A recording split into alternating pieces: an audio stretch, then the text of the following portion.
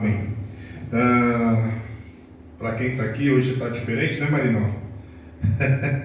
A gente vai explorar o texto de Mateus capítulo 7 e o versículo 21 ao 23, e eu chamei o pastor Sérgio para fazer esse desafio junto comigo de nós elaborarmos o que nós começamos a falar quinta-feira passada. Eu comentei sobre esse texto, falei um pouquinho.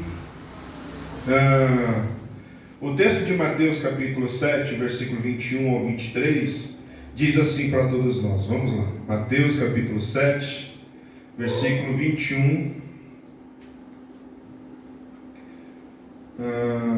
Na verdade, dois versículos já basta, né, pastor Sérgio? O versículo 21 e o 22... e o 23, a gente vai ler assim: nem todo que me diz Senhor, Senhor entrará no reino dos céus, mas aquele que faz a vontade do meu Pai que está nos céus, mas aquele que faz a vontade do meu Pai que está nos céus. Muitos me dirão naquele dia: Senhor, Senhor, não profetizamos nós em teu nome, e em teu nome não expulsaremos demônios, e em teu nome não fizemos muitas maravilhas? Então lhes direis abertamente: nunca vos conheci, apartai-vos de mim, vós que praticai a iniquidade. Só para quem está aqui entender como que vai ser isso, pode fazer pergunta também depois, dentro do tempo que a gente abrir. A gente vai explorar, pastor Sérgio, esse texto. Eu comecei na quinta-feira passada falando, até um comentário que o senhor fez quando o senhor pregou no domingo ou na quinta-feira, se não me falha a memória, acho que foi na quinta-feira que o senhor estava trazendo o ensino para nós. E aí o senhor fez um comentário de uma conversa que o senhor estava tendo com o Isaac, né? Falando com o Isaac que, imagina, 30 anos de evangelho e ter a insatisfação de ouvir de Deus: eu não te conheço. Ou ter 30 anos de evangelho desnecessário, né? Desnecessário. E em cima desse tema, que eu acredito que é muito importante para todos nós, nós vamos falar um pouquinho sobre as surpresas que muitas pessoas dentro da igreja vão ter. Infelizmente, muitas pessoas vão ter surpresas. Por que elas vão ter surpresas? Porque vão vir para a igreja, vão cultuar, vão sentir até arrepios, vão falar em mistério, vão fazer tanta... vai ter até cura, pessoas que fizeram curas no mesmo horário e outras pessoas foram curadas, né? Mas que infelizmente, por algum deslize ou algum detalhe na vida, né, espiritual, na sua vida diária com Deus, elas podem perder a salvação. Pastorzão, muito obrigado pelo desafio. Quero te dar a oportunidade de dar os bem-vindos, porque a gente está gravando e isso também vai para nossas redes sociais. Fica à vontade, pastor. Quero cumprimentar a igreja com a paz do Senhor Jesus. Amém. Para mim, pastor, é uma honra, um prazer estar aqui para a gente estar conversando e aprendendo, né, acerca a respeito desse texto. E eu acredito que será bem se a igreja também vai aprender muito do que o Senhor vai tratar nessa noite aqui. Tá bom? Amém. Amém. Glória a Deus. Para quem vai assistir, o pastor Sérgio é o nosso pastor auxiliar aqui na igreja, o vice-presidente do ministério, está me ajudando aqui e entrou nesse desafio. Pastor, para a gente começar esse diálogo, eu falei algo nesse sentido assim: muitos serão surpreendidos ao ouvirem do Senhor que Ele não os conhece, ou seja, tarde demais descobrirão que não estava vivendo em harmonia com os princípios divinos. Quando Jesus ele fala desse texto, ele deixa narrado dentro desse texto. Eu ainda falei na quinta-feira passada que esse texto é um texto aplicado para o povo judeu, mas que também serve para a gente, gentil, dentro da configuração, né, teológica, aos gentios. Nós somos as pessoas em que fomos enxertados no plano divino por intermédio de Jesus, não tem outro jeito. Jesus é o único caminho, Jesus abriu o caminho para nós, E esse ensino serve para nós também. Muitos da igreja atual também poderá ser surpreendido por conta disso, né?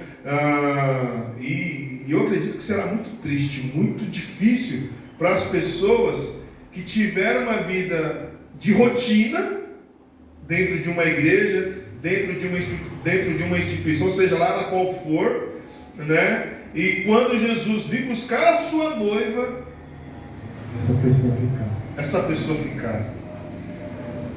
É triste.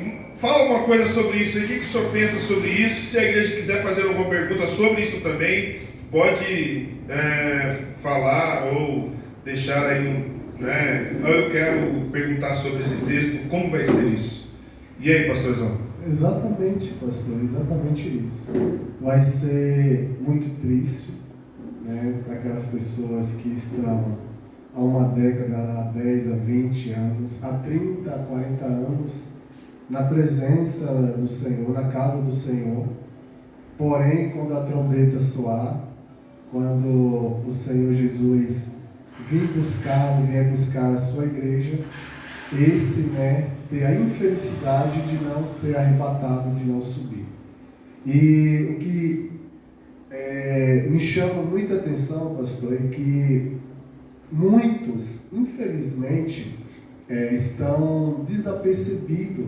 Muitos estão na casa do Senhor, porém estão displicentes, estão dormindo espiritualmente, estão levando as coisas de qualquer maneira, estão levando as coisas a lavanteio e não tem, né, aquele comprometimento, aquele compromisso com a pessoa de Cristo, com a palavra do próprio mesmo, como deveria ter. E isso é um perigo para todos quantos estão vivendo assim. Porque a Bíblia diz que a qualquer momento a trombeta vai soar.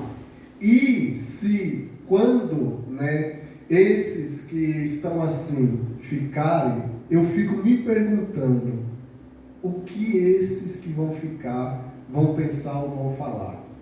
Jesus veio, agora eu quero responder, eu acho que muitos vão falar, eu fiquei. Não vai ser triste? É uma pergunta, né, e um comentário. A minha oração é sempre: Senhor, não me deixa me perder. Não me deixa me perder, porque quando a gente entra neste assunto, a ideia tem que ser fazendo a vontade do Senhor. E falar sobre fazer a vontade do Senhor, ela abrange para muitas atividades na vida cotidiana. Porque fazer a vontade do Senhor não é só vir para a igreja. Fazer a vontade do Senhor não é só pregar. Fazer a vontade do Senhor não é só orar. Fazer a vontade do Senhor, ela abrange para muitas coisas. E aí, eu acredito que muitos podem se perder no caminho pela oportunidade de não fazer a vontade do Senhor, achando que está fazendo uma coisa muito bem, mas deixa em xeque outras, né? Deixa a desejar em outras áreas da vida espiritual e também da vida cotidiana, porque muito do que nós fazemos na vida cotidiana, ela reflete daquilo que nós somos espirituais. Porque não dá para associar, não dá para desassociar os dois comportamentos, vida espiritual com vida cotidiana, vida material, vida pessoal. As duas têm que estar equilibradas ali para poder ter uma garantia, ou não é uma garantia, mas ter um comportamento de cristão na verdade. Eu acho que, eu não gosto de falar essa palavra, eu acho, mas eu acredito que esse deve ser o caminho. Por quê? Não vai existir desculpa. Não vai existir desculpa. E eu lembro que eu comentei na igreja sobre uma pessoa que eu encontrei no dia, né? Nesse mesmo dia que eu comecei a falar sobre esse assunto aqui na igreja, foi uma passageira do táxi, e ela falou assim: minha filha quer conhecer o Evangelho. E o único meio dela conhecer o Evangelho é um adulto, que no caso eu como mãe, levar a minha filha para a igreja. Olha só, eu entendo que é Deus já trabalhando nessa questão de todos conhecerem, mesmo que a mãe não seja crente ou não vá para a igreja, mas ela quer que a filha vá. O que ela fez? Ela levou a filha para a igreja. E levar a filha para a igreja, ela já não é mais inocente, porque ela ouviu. Ela possa não ter dado crédito. Ela possa não ter dado crédito ao que ela estava ouvindo, mas o fato dela estar levando a filha para a igreja entra nessa qualidade de que ninguém será pego de surpresa. O senhor concorda? O que o senhor acha? Sim, concordo. Porque na verdade é um dever de toda mãe e de todo pai estar conduzindo e levando os seus filhos para a casa do Senhor, para a igreja. E chegando na igreja, né, os filhos, eles vão estar tendo a oportunidade de estar ouvindo a palavra do Senhor, e cabe a cada um deles, né, ali crer, acreditar e procurar, pastor, ouvir aquilo que está sendo dito e pôr em prática, ser obediente àquilo que está sendo ensinado. Porque depois nenhum, nem outro, nem o filho, nem a filha, nem a moça, nem o rapaz vai falar assim: eu não tive oportunidade e nunca foi me ensinado. Não, em todos teremos, naquele grande dia o Senhor vai dizer assim: eu te dei a oportunidade, o que você fez com a sua oportunidade? Verdade. Pastor, vamos dar entrada dentro do texto? Sim. Vamos começar?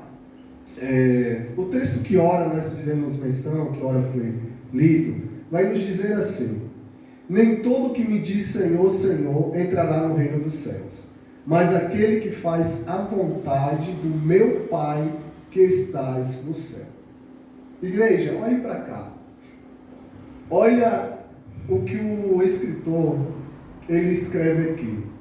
Ele, tomado, inspirado pelo Espírito Santo, o evangelista Mateus, ele está sendo bem categórico, irmã Marinalva, ao dizer o seguinte: que naquele grande dia, esse dia aqui, pastora, é o dia do juízo, pastor. Sim. O dia do juízo, onde Deus estará em seu trono para julgar, Nathan, todas as pessoas, todas as nações.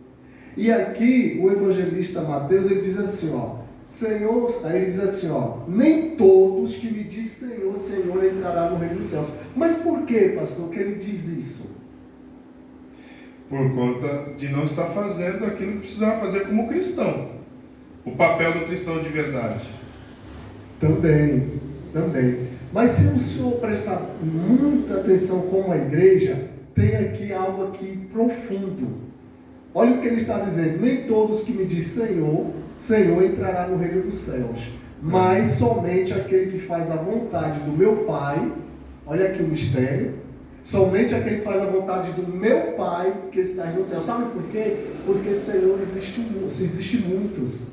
Verdade. Então, muitos podem estar fazendo a vontade de muitos senhores, mas ele é específico, ele é claro. Ele diz assim, olha, somente aquele que está fazendo a vontade do meu Pai, que está onde?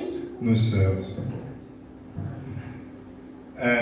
O senhor tocou no assunto que é interessante.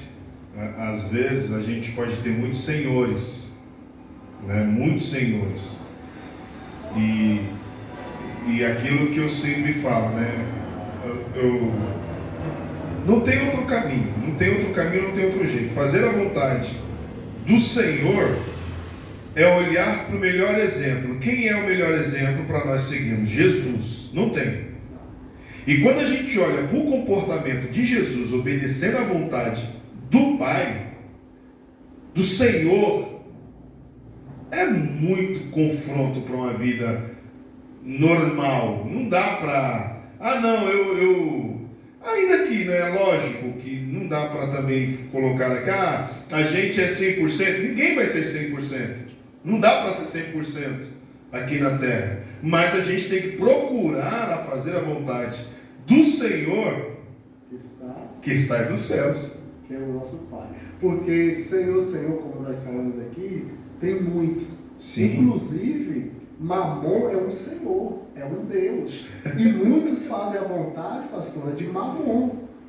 Então ele acaba sendo o Senhor para muitos. Por isso que o evangelista aqui, Mateus, pastor, ele é muito claro, ele é categórico. Ele diz assim, olha, aquele que fizer a vontade do meu Pai que estás no céu. Quando a gente vai para Mateus 6,33, ele diz assim, ó, mas buscar em primeiro lugar o reino de Deus e a sua justiça, e as demais coisas vos serão acrescentadas. Eu estava analisando esse texto aqui, só dentro desse versículo, pastor. O que é fazer a vontade do Senhor Jesus? O que o Senhor Jesus Cristo está querendo nos ensinar, pastora, através desse versículo? Não basta, primeiro, Nath, não basta só falar. Chamar ou clamar por Jesus. Chamar Jesus de Senhor. Ou dizer palavras bonitas, pastor. Não garante comunhão com Deus. Segundo, Deus olha a prática, não somente o discurso. Quando Deus não olha somente a prática, e eu também concordo com isso, porque a prática, lógico, ela é bem desenhada como um artista, né? Um artista prático, ele vai decorar, ele vai falar palavras bonitas, ele vai ter o seu papel ali bem executado, mas e a verdade? E do seu interior ali? Para o cristão não dá para ser artista. Para o cristão tem que ser verdadeiro, 100%. Por isso que a adoração verdadeira, ela é feita segundo a vontade do Pai. O comportamento de todos aqueles que vão para a igreja, que vão cultuar ao Senhor, vão viver um evangelho de verdade. E eu acredito, assim, falo com muita verdade, que fazer a vontade do Pai, ele vem a partir de uma conversão verdadeira. Aonde a gente entende que práticas que a gente tinha lá atrás, ela já não pode mais existir nas nossas vidas. Como o quê? Tem um monte, né? A gente pode usar prática da mentira, prática do desejo desacerbado em cima do dinheiro, práticas, tanta coisa, pastor, tanta coisa que a gente pode colocar, mas eu acredito que até um exagero dentro da própria religião. Um exagero. E aí a gente pode entrar com Mateus capítulo 5, versículo 13 e 14, se não me falha a memória, onde fala, Jesus também aplicando que nós devemos ser sal e luz. Isso traz o quê? O equilíbrio. É uma vida equilibrada diante da vontade de Deus. Fazer a vontade do Pai é ter uma vida equilibrada. Não dá para... Aí eu sou crente demais hoje e amanhã eu não sou. Então, irmãos, Deus quer que nós venhamos viver na prática e não na teoria. Então, o que é interessante aqui nós entendermos que Deus ele sempre vai olhar a prática do ser humano e não somente o discurso, as palavras bonitas. A pessoa fala bem dentro do vernáculo, a pessoa discursa bem, porém, irmã Marinalva, ela não executa, ela não pratica aquilo que ela discursa, aquilo que ela ensina e aquilo que ela prega.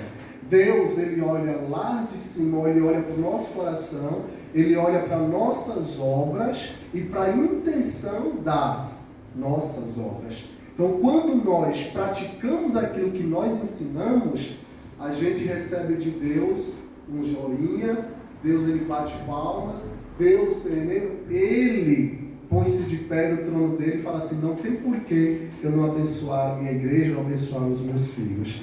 Terceiro, pastor, seja seu viver de acordo com os ensinamentos de Deus. O Pai, ele sempre vai olhar como nós nos comportamos mediante aquilo que é ensinado, aquilo que é passado para os seus filhos. Quando eu e você praticamos aquilo que nós recebemos da parte do Senhor, você está dizendo para o Senhor, para Deus, que você, está sendo temente e obediente àquilo que Ele quer que nós venhamos ser. E aí ele diz assim, fé verdadeira produz obediência. Quem realmente crê em Jesus, demonstra isso com atitudes. A fé verdadeira, irmãos, olha, pastor, que interessante. A fé verdadeira demonstra o quê? Use mais o microfone. Obrigado. A fé verdadeira demonstra mais o quê? Atitudes.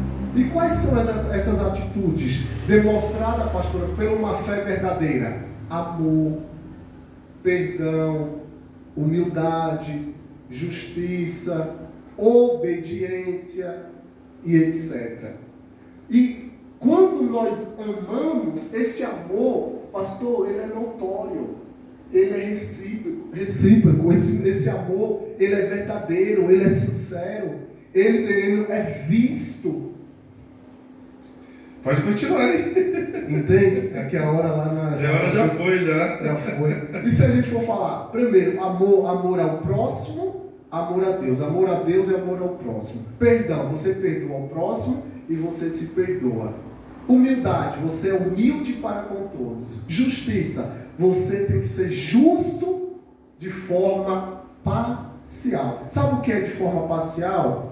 Você tem que ser justo com seu esposo, sua filha, seu filho, o seu próximo, o seu vizinho, o seu patrão. Você não pode ser imparcial, você tem que ser parcial. Você não pode acobertar, compactuar, você não pode passar a mão na cabeça. Ah, é porque é minha esposa. Aí você vai lá e passa a mão na cabeça dela. Ah, é porque é meu filho. Você vai lá e passa a mão na cabeça dele. Não, negativo. A pessoa parcial, a pessoa que foi justificado e é justo, por isso que a Bíblia diz, pastor, mas buscai em primeiro lugar o reino de Deus e a minha justiça. Deus, pastora, ele é justo e deseja que todos nós sejamos justos, praticantes da justiça. E a gente tem que levar bem em consideração que a nossa justiça é falha, não é a nossa justiça não. Senhor, qual é a sua vontade? Qual é a sua justiça? Faça o seu querer. E aí? Outro dado importante para a gente meio que fechar, porque a hora já vai embora. Em cima de todo esse comportamento, né, de não fazer a vontade de Deus. Uma das questões que eu entendo que a igreja enfrenta, e muitas pessoas que vivem nela, é o fator da iniquidade, pastor. Por quê? Olha só.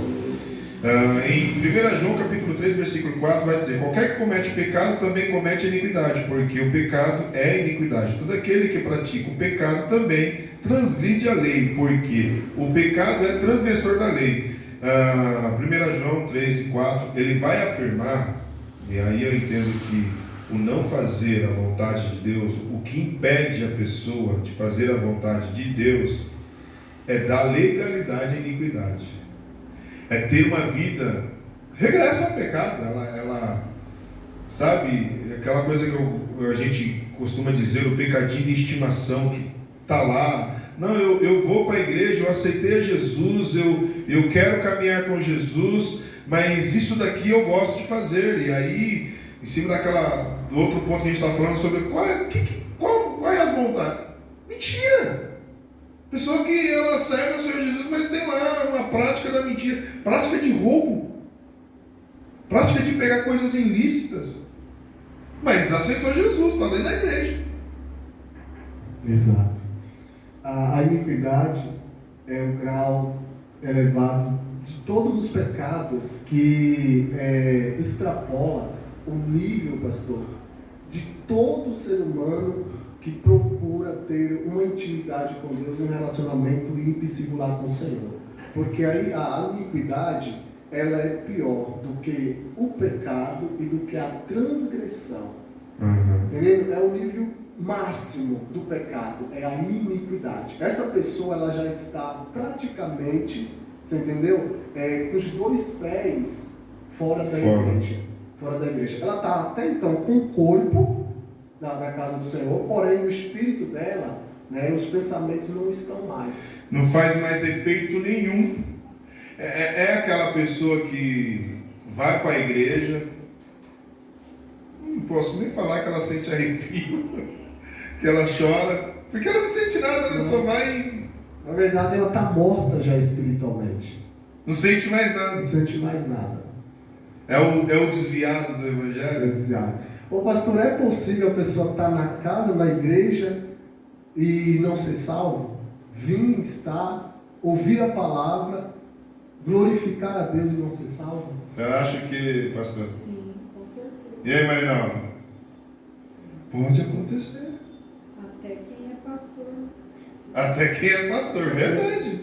Até quem é pastor e principalmente quem é. E principalmente quem é. Porque não dá para brincar com esse negócio de evangelho não, gente. É muito sério, a gente tem que levar a sério isso. Procurar a falar com Deus, dialogar com Deus em todo o tempo. Porque senão a gente pode receber esse anúncio. Quem é você? Quem é você? Já imaginou, rapaz? Só para a gente fechar, esta é uma verdade em cima dessa palavra iniquidade. Ela trata todos os incrédulos, na verdade, né? E também os crentes, aqueles que não acreditam e fazem até pouco caso do próprio Evangelho. O que a gente pode afirmar? Que não importa o que façamos ou qual parte de desenvolvimento que a gente faz na igreja, se nós não tivermos ou procurarmos viver um relacionamento sincero com Deus, a gente pode estar tendo práticas ou um comportamento desnecessário. Exato. Desnecessário. A gente só conhece, e é o fato de só conhecer, ou até de ouvir falar, mas de viver o Evangelho mesmo, ele fica a desejar. Pastor, considerações finais aí, porque a gente já deu o horário ali e a gente precisa encerrar. É muito rápido, né? Você está entrando Eu falo demais também. É que a hora voa, né? Uhum. Nas minhas considerações finais, eu quero só pontuar aqui algo importante do que nós estamos tratando. Mateus 23, verso 23 diz assim: então lhes direi explicitamente, abertamente, nunca vos conheci, apartai-vos de mim, que praticais a iniquidade. Então o Senhor vai dizer para todos que estarão presentes naquele grande dia, aonde a Bíblia diz que a terra e o céu sumirão dos seus pés, e todos estarão lá presentes. Todas as línguas, nações, povos e etnias estarão lá e vão ouvir da boca do nosso Deus: apartai-vos de mim, porque praticais a iniquidade. E que iniquidade é essa? Aí o pastor ele falou de algumas coisas da iniquidade e que nós podemos, irmãos, refletir muito bem daquilo que pode fazer com que eu e você venha ficar fora do céu. O pecado de estimação é um pecado, pastor, que vai levar muitos cristãos para o inferno. Por quê? Porque deixou a bebida, mas não deixou o palavrão. Deixou as drogas, mas não deixou a cobiça. Deixou a mentira, mas não deixou o furto. Algum desses pecados vai levar o cristão ao inferno, porque ele não sobrepujou a carne, mortificou, não queimou a carne, ao ponto, entendeu? De se achegar ao Senhor Jesus e dizer: Senhor, eu, através da ajuda do Senhor, do Teu Espírito, eu consegui me desvencilhar, me afastar, eu consegui vencer, me libertar de toda essa praga, de todos esses vícios, de tudo isso que estava me levando ao abismo, ao inferno. Então eu quero terminar dizendo para você, meu irmão e minha irmã: acorde, vigie, esteja atento. O que é que está afastando você dos céus? O que é que está afastando você da presença do Senhor? Distanciando você da presença de Deus? É a mentira? Pare de mentir. É o palavrão? Pare de falar palavrão. É a soberba? É a prepotência? É a arrogância? É a presunção? O que está te afastando do Senhor? O que está fechando os céus para você? É o palavrão? O que é? É as obras da carne? Então vigie. Porque enquanto há vida, há esperança. Deus está te dando oportunidade para que você venha execrar, eliminar, paralisar, extirpar, expurgar, para que você venha eliminar esse pecado de estimação. Enquanto há vida, há esperança. Deus está gritando e dizendo para você: eu estou te dando uma nova oportunidade. Se você xingava, não xingue mais. Se você mentia, não minta mais. Se você estava adulterando, pare de adulterar. Se você estava fornicando, pare de fornicar. Se você estava falando mal do seu irmão, do seu próximo, pare de falar mal do seu próximo. Se você estava apontando, pare de apontar. Se você estava se prostituindo, pare de prostituir. Porque naquele grande dia, se você não der ouvido hoje, naquele grande dia vai ser muito tarde. Porque o falar de Jesus Cristo não vai ser o falar do pastor Sadraque e nem do pastor Sérgio, mas vai ser o falar do pastor dos pastores, que é Jesus Cristo de Nazaré. E você vai ouvir dele dizendo: aparta-te de mim, porque eu vos não te conheço. Mas por que o Senhor não me conhece, Senhor? Eu curei, profetizei, expulsei demônios, revelei, preguei, ensinei. Aí Jesus vai dizer para você assim: ok, você fez isso quando? Você fez isso que dia? Eu não te conheço, eu não sei quem você é. Você pode ter feito tudo isso aí em meu nome, mas eu não te conheço. Mas por que eu não te conheço? Porque você pregava no domingo e na segunda você ia para a casa da sua amante. Você pregava no sábado e no domingo você ia para a boate, você ia beber, você ia se prostituir. Eu não te conheço, porque em público você era uma coisa, mas no secreto e particular você era outra. Você era outro. Mentia, falava palavrão, adulterava, batia na esposa e batia no marido. E na minha presença você nunca foi aquilo que você diz que era em público. Verdade, muito verdade isso, e bem fechado. E uma coisa que eu sempre falo: não basta virmos à igreja, né? Colocar uma roupa bonita, colocar um terno, colocar um bom perfume, né? Fazer uma maquiagem.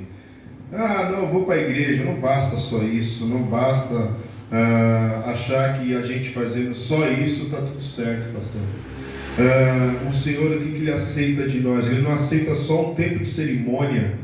Ele aceita uma entrega de coração, uma entrega de corpo e alma, uma entrega na verdade. E outra, é como o salmista diz: aonde nós vamos nos esconder de Deus? Quem pode? Ninguém pode se esconder de Deus. Se Deus está em todos os lugares, eu engano o Senhor, posso enganar o Senhor. Mesmo assim eu posso achar que engano, mas Deus pode te revelar. E aí não tem como. Amós 3:7. Certamente o Senhor Jeová fará o quê? Certamente o Senhor Jeová não fará nada sem antes ter revelado os seus segredos aos seus servos e aos seus profetas. Verdade. Então não tem como. O caminho ele é estreito mesmo. A gente tem que procurar viver a vontade do Senhor Jesus. E esse foi mais um tempo, né, de reflexões de ensino bíblico aqui na igreja. E volta e meia vamos estar fazendo isso, criando conteúdo para poder evangelizar, falar do amor de Senhor Jesus, também nas redes sociais. Vamos agradecer a Deus? Vamos levantar, agradecer a Deus por esse tempo. Senhor, eu quero te agradecer e te louvar, Pai querido, por tudo, ainda que não merecemos, ainda que fazemos muito pouco, mas o Senhor tem sido bom. Obrigado pelo louvor desta noite, obrigado pelos irmãos que compareceram, Pai querido, e eu sei que o Senhor é Deus, está no controle e conhece todas as nossas verdades. Nada somos e nada temos se não for o teu querer e a tua vontade. Que nós, Pai querido, não possamos ter tempos aqui em vão, mas que possamos ter tempo ao Senhor, glorificando ao Senhor, exaltando ao Senhor, e o Senhor sendo pregoado através das nossas ações e atitudes. Que o amor do nosso Deus e a graça e salvação do nosso Senhor e Salvador Jesus Cristo e as duas consolações do Espírito Santo estejam com todos nós, que nós todos possamos dizer amém.